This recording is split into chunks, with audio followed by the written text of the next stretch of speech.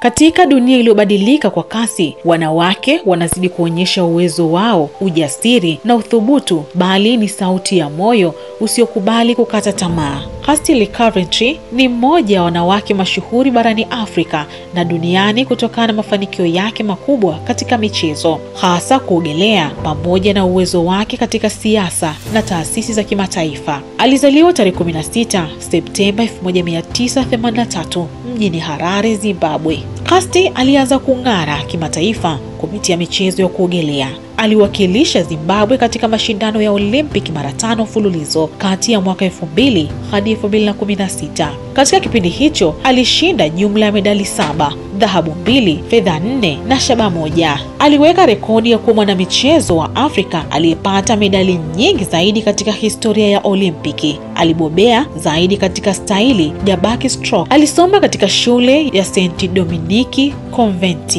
mjini Harare, kisha akajiunga na chuo kikuu cha Albany nchini Marekani alichosomea na pia kushindania timu ya chuo hicho.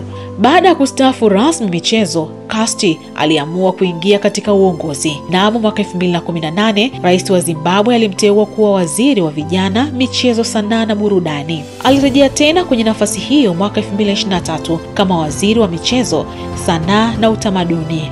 Vile alichaguliwa kuwa mjumbe wa kamati ya kimataifa ya Olimpiki IOC na kuongoza kamati ya wanariadha duniani. Mnamo Machi 2023, Kirsty alichaguliwa kuwa rais wa kamati ya kimataifa ya Olimpiki. Akawa Mwafrika wa kwanza kushika wadhifa huo mkubwa katika historia ya michezo ya Olimpiki. Anaanza rasmi kazi hiyo tarehe 24 Juni 2025, akichukua nafasi ya Thomas Bach.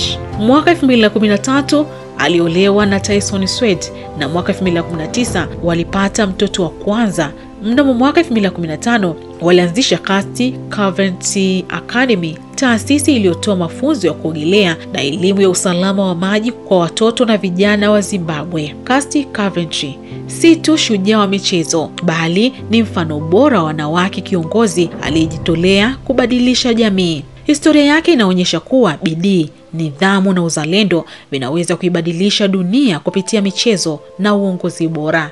Mimi ni Fatna Suleimani.